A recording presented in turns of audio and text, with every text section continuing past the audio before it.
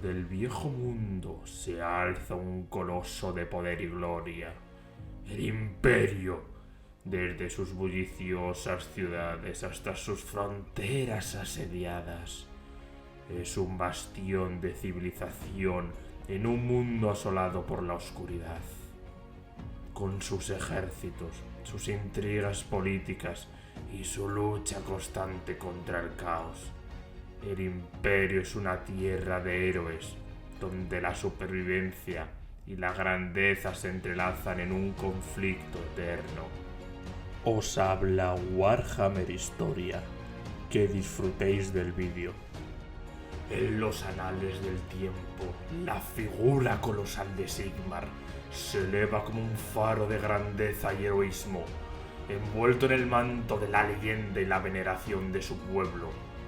Su legado, tejido con hebras de valentía y sacrificio, se plasma en las estatuas que alzan sus brazos hacia el cielo, en los aniversarios que marcan los hitos cruciales de su vida y en los templos y capillas erigidos en su memoria, donde los fieles rinden homenaje a su divinidad. Incluso los nombres de los recién nacidos se tejen con el hilo de su gloria, honrando así al fundador del Imperio. 20 años tras su desaparición, un eco reverberante de adoración envolvía al primer emperador, como un manto de veneración tejido por el paso de los siglos. Así, cuando el fraile errante Johan Hellström hizo su entrada en Reikdorf, sus palabras resonaron como un trueno entre los corazones anhelantes del Imperio, con la autoridad de quien ha sido tocado por lo divino. Hellström pintó ante los ojos de su audiencia la visión de Ulrich, el frío y orgulloso señor del invierno, sosteniendo en sus poderosas manos una corona dorada.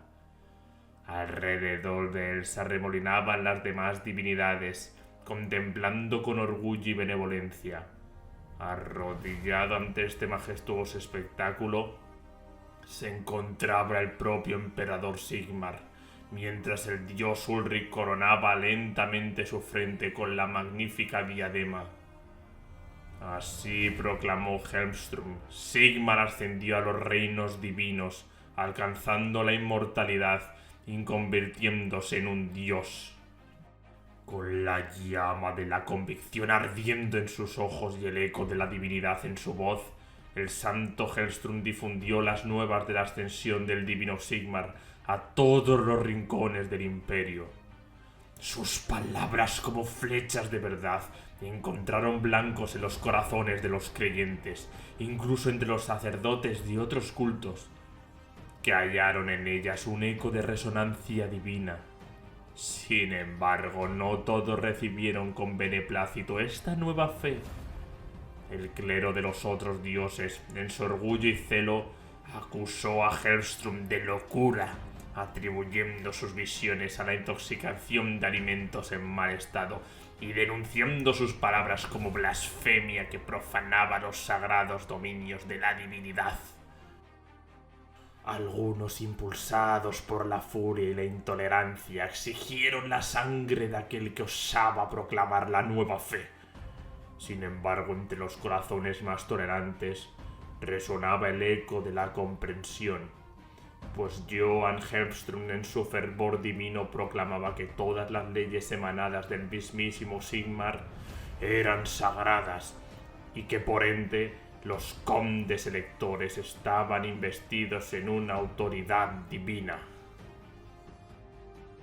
En los salones de la nobleza las palabras de Hellström encontraron eco y reverberación como un trueno en las alturas, atreviéndose incluso a sostener que el emperador, como representante divino de Sigmar, merecía obediencia absoluta en todas las cuestiones. Su mensaje resonó con un poder que pocos pudieron ignorar. El culto que inició enarbolando la bandera de la unidad imperial y la sumisión de los gobernantes designados por el destino, obtuvo el beneplácito para erigir un templo en la ciudad consagrada de Altdorf, la amada morada de Sigmar. En el año 73 de la era imperial, Helmström fue entronizado como primer sumo sacerdote de Sigmar, un título que con el paso de los siglos tomaría la resonancia del gran teogonista. Aunque algunos cultos resistieron con fervor, argumentando la falta de pruebas tangibles en la divinidad proclamada, la marea de fe ya había sido desatada y era imparable. A través del velo del tiempo, la influencia del culto de Sigmar creció y se fortaleció como una enredadera que se aferra al árbol del destino. En las tierras de Reikland y Stirland, su credo de arraigo profundamente, eclipsando incluso la antigua veneración a Ulrich, el señor del invierno. Los tesoros de donaciones y tributos fluyeron hacia sus arcas, hasta que el poder del gran teogonista rivalizó con el de los condes electores, y su culto comenzó a susurrar el anhelo por un lugar en los círculos de decisión y poder. Aunque las tierras bañadas por las aguas del Rik habían sido reclamadas en su totalidad para el imperio de Sigmar, apenas una fracción de su vasta extensión yacía bajo el dominio imperial. Pero la ambición de los condes electores no conocía límite, pues anhelaban expandir sus provincias y con ello su influencia sobre los demás. Desde los albores del siglo V hasta el crepúsculo del X, un periodo que los anales de la historia han bautizado como el viaje a las fronteras, los condes y emperadores se lanzaron con fervor hacia la vastedad de lo desconocido, extendiendo las fronteras del imperio hasta donde la mirada pudiera alcanzar, guiados por una insaciable sed de poder y gloria. Muchos compartían esta visión expansionista, entre ellos el belicoso culto de Ulrich, cuyos seguidores siempre habían abrazado la violencia como un medio para sus fines divinos. Sin embargo, en Reikland y entre sus aliados, todos devotos seguidores del clero sigmarita, resonaba una voz discordante. Lejos de las ansias de conquista, estos sabios líderes se dedicaron a la edificación de ciudades fortificadas y a la construcción de una red de carreteras que tejiera vínculos de unión a lo largo y ancho del imperio. En esta visión se continuaba la obra civilizadora de Sigmar, consolidando los territorios ya conquistados en un abrazo de seguridad y prosperidad. La ambición desenfrenada de los condes hizo que los tronos imperiales fueran ocupados una y otra vez por soberanos afines al culto de Ulrich, alimentando así el fervor y la furia de los seguidores de este dios guerrero. Así, el viaje de las fronteras se convirtió en una era de guerra y conflictos, donde las espadas chocaban y los estandartes se alzaban en pos de la supremacía. Entre las filas de los devotos ulricanos y sigmaritas, algunos textos antiguos sugieren la existencia de desvanecencias surgidas durante esta época tumultuosa. No era de extrañar, pues entre los extremistas seguidores de Ulrich, el cuestionamiento de la divinidad de Sigmar encontraba eco, alimentando así las llamas de la discordia en un imperio ya convulsionado por las ambiciones y rivalidades de sus poderosos señores. Los condes de Ostland y Tala-Beklan emprendieron una osada cruzada hacia el oriente, hacia las vastas tierras de Ungol, hoy conocidas como Kislev. Allí, en las fronteras del desconocido, alzaron sus estandartes enarbolando el ansia de conquista, reclamando el dominio sobre las tierras que se extendían hasta las altas cumbres y el caudaloso río Linsk. Sin embargo, la sombra de la adversidad se cernó sobre sus sueños de grandeza, y apenas algunos de sus asentamientos lograron arraigar en el suelo árido y hostil. Por otro lado, las tierras del sureste resonaron con la marcha triunfal de los hijos de Tala-Beklan, cuya ambición y coraje les llevaron a reclamar como propias las tierras que yacían bajo la sombra de los herederos de Adalhard, de los Ostagodos. Así nació la Marca del Este, que con el paso de los años floreció en la independencia como la Liga de Ostermark, una joya en la corona del poderío talaveglandes. Mientras tanto, en las regiones más allá de las estribaciones orientales, Stirland y Aberland extendieron sus garras con voracidad, avanzando hacia las tierras menos fértiles que alzaban bajo el firmamento. Allí donde los ecos de las montañas eran el único testigo de la marcha de los hombres, se desataron los choques ocasionales con los enanos, guardianes de las rocas ancestrales. En este torbellino de ambición y conflicto se unieron tribus menores y reinos olvidados, cuyas historias se entrelazaron con las del imperio sin llegar jamás a fundirse en las confederaciones de Sigmar, destacando entre ellos los Fenones, cuyo legado se grabó en las piedras de la provincia de Silvania, que floreció dentro de Stirland como una joya oscura en el manto de la historia.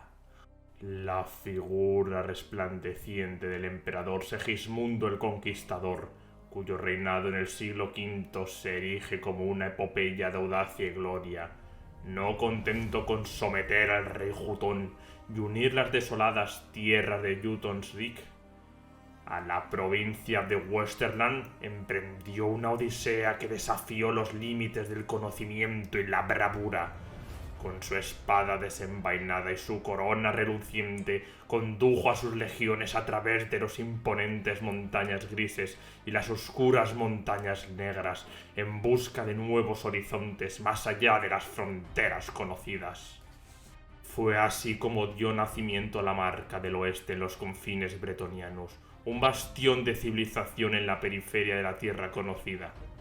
Pero su mirada audaz y su espíritu indomable lo llevaron aún más lejos, adentrándose en las salvajes tierras de los reinos fronterizos.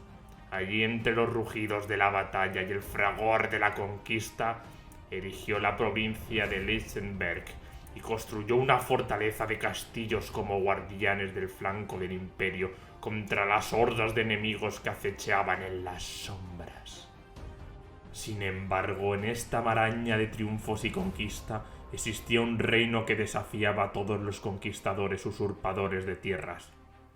El reino de los elfos silvanos de Laurelorn, reclamado por los condes electores. Los elfos silvanos se negaron a doblegarse ante cualquier soberano mortal y desbarataron todos los intentos de someterlos por la fuerza. Su resistencia alcanzó el cenit en el año 897 de la era imperial, cuando derrotaron de manera contundente al ejército del conde de Dragwald, cuyo nombre ha sido borrado de los libros de la historia, recordándolo únicamente como el desafortunado. La derrota fue tan catastrófica que marcó el inicio del declive y la eventual desaparición de Dragwald de los anales del tiempo. Cuando la sombra de la anarquía se cernía sobre la tierra y los ecos de la guerra resonaban en las montañas, el imperio emergió como un coloso en busca de grandeza y poder. Sin embargo, su ascenso fue ensombrecido por las implacables huestes de orcos y goblins que descendían de las alturas, dejando a su paso campos de batallas empapados en la carmesí sangre de los hombres. Los salvajes hombres bestias asolaban los oscuros bosques, arrasando asentamientos enteros y saciando su sed con la carne de los caídos. Los Skaven, repugnantes hombres rata, emergían de las profundidades de las alcantarillas para sumir a las ciudades en una maloliente oscuridad, sembrando el caos en sus filosas lanzas, y una marea de cadáveres reanimados se alzaban de las tumbas para sembrar el terror entre los vivos. A pesar de estos terrores incesantes, el imperio se mantuvo firme bajo el liderazgo de los condes electores, cuyos ejércitos enfrentaban cada amenaza con valentía y determinación, forjando así una nación que, aunque tambaleante, permanecía unida. Con el amanecer del siglo X, el imperio había alcanzado su apogeo en extensión y logros, habiendo renunciado a su política expansionista en favor de la defensa de sus tierras conquistadas. En aquellos días dorados, el dominio imperial se extendía desde las majestuosas cumbres de las montañas hasta las vastas llanuras de las tierras fértiles, incluyendo la vasta extensión de Kislev, los reinos fronterizos, Parrabón y las desoladas tierras que una vez fueron Jotun-Srik. Ninguna otra potencia en el viejo mundo podía igualar su grandeza, y los soberanos del imperio soñaban con el día en el que su dominio se extendiera hasta los confines de la mismísima tierra conocida. En el umbral del nuevo milenio, las sombras del infortunio se ciernen sobre el imperio como un manto oscuro. Este periodo, conocido más tarde como la Era de los Placeres Sibaritas, el liderazgo decadente y los conflictos internos, marcó el declive de la fortuna imperial. Los condes de Dragwall, recién elevados al trono imperial, regían con puño de hierro, obteniendo a base de sobornos y corrupción, aferrándose desesperadamente a sus desvanecidas posiciones de poder. La provincia, debilitada por una serie de desastres y humillaciones, temblaba al borde del colapso, con la amenaza constante de ser devorada por las voraces fauces de otra provincia ávida de dominio. Trasladando su sede a la siniestra Carroburgo, los gobernantes corruptos de Dragwall iniciaron un reinado manchado por la codicia y la ambición desmedida, dejando una huella indeleble en la historia como un símbolo de decadencia y deshonra. Bajo su dudosa administración, las raíces del propio imperio comenzaron a pudrirse desde dentro, minadas por la corrupción y la avaricia. Después de 1000 años de prosperidad, el imperio se tambaleaba al borde del abismo, amenazado no por enemigos externos, sino por las sombras que acechaban en su propio seno. Los cimientos de la unidad se resquebrajaban bajo el peso de los odios ancestrales y las rivalidades entre los cultos y las provincias, avivadas por siglos de intrigas y desconfianza. Los antiguos resentimientos arraigados en los días que precedieron incluso a la ascensión de Sigmar se ven exacerbados por una serie de políticas fallidas, alimentando un caldero de hostilidades que amenaza con desencadenar una guerra fratricida entre todos los humanos en ese momento. En este panorama sombrío, el imperio, una vez un bastión de grandeza y unidad, se enfrenta a su más peligro enemigo, su propio desmoronamiento interno. Fue entonces cuando Guilles el Bretón, con su espada en mano y su corazón lleno de bravura, unió las ancestrales tribus bretonianas para forjar una nueva nación, desencadenando así una manera de cambio que se extendería más allá de las fronteras conocidas.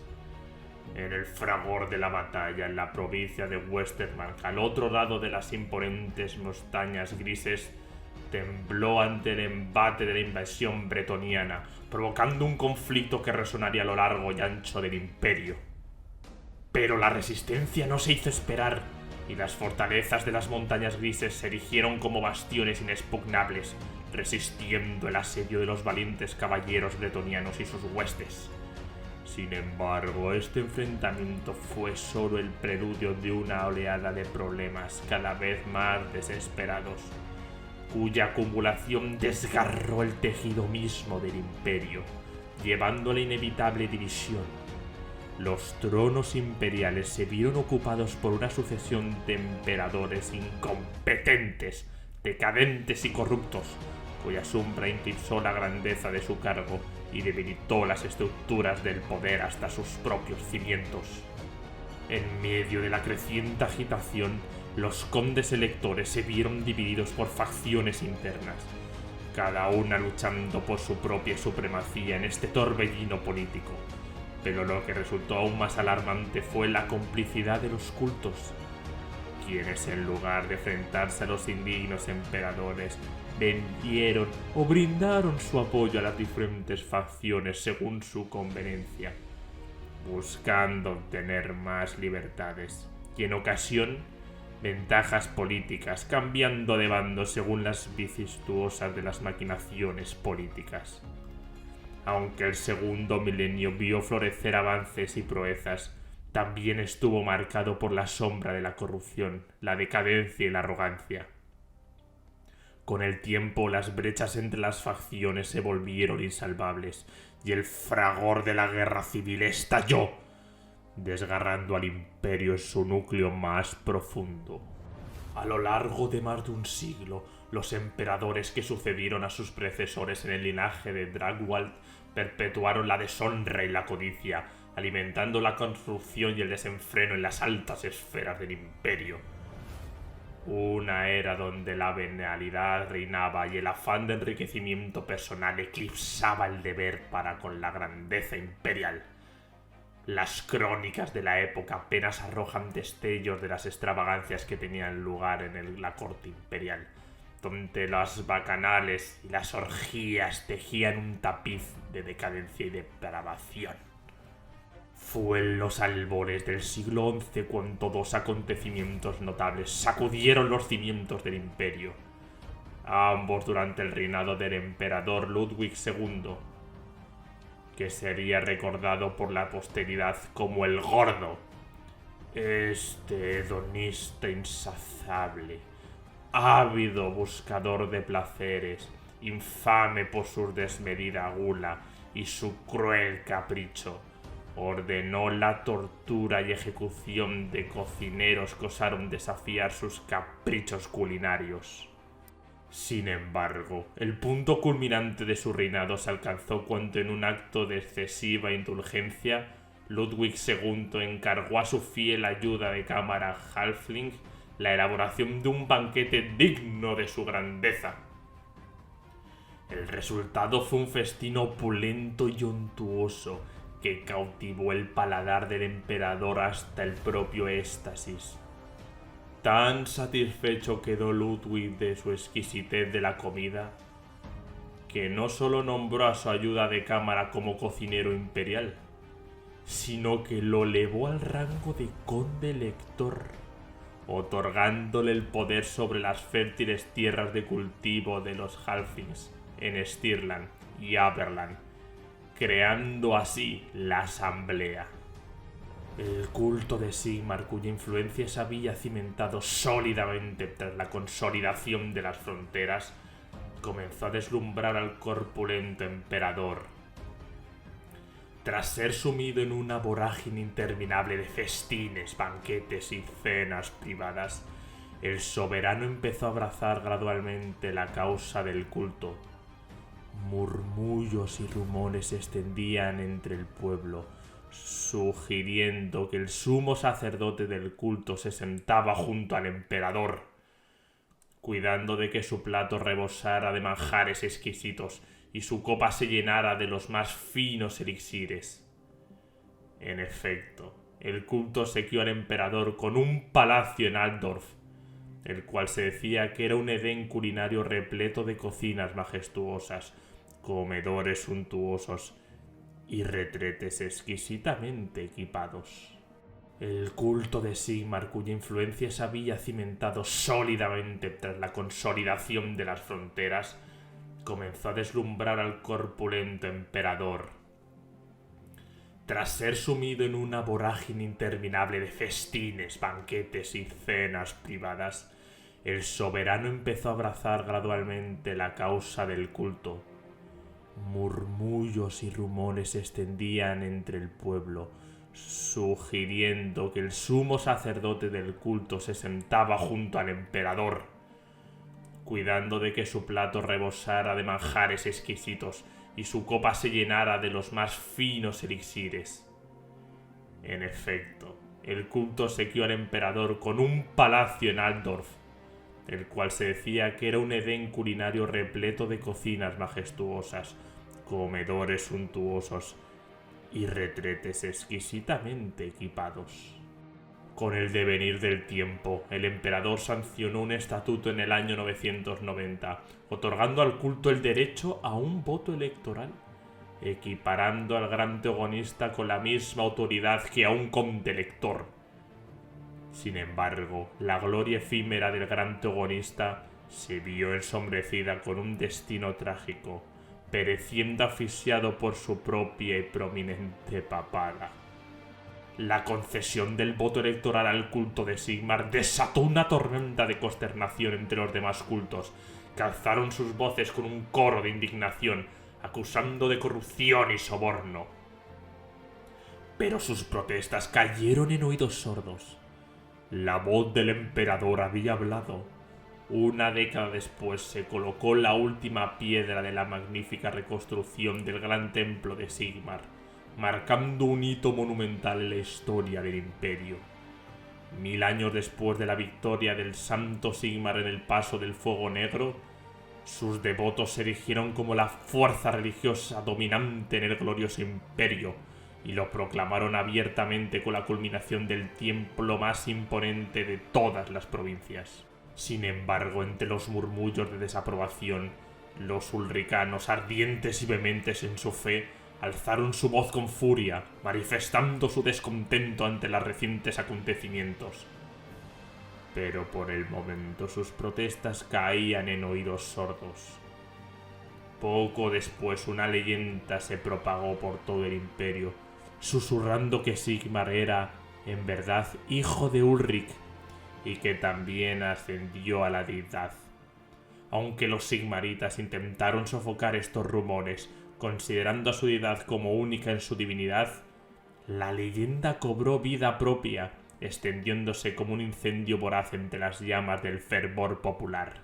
Y con esto seguimos la historia del imperio, avanzando poco a poco, viendo cómo después de Sigmar todo cayó en desgracia y olvido. Nos vemos en próximos vídeos.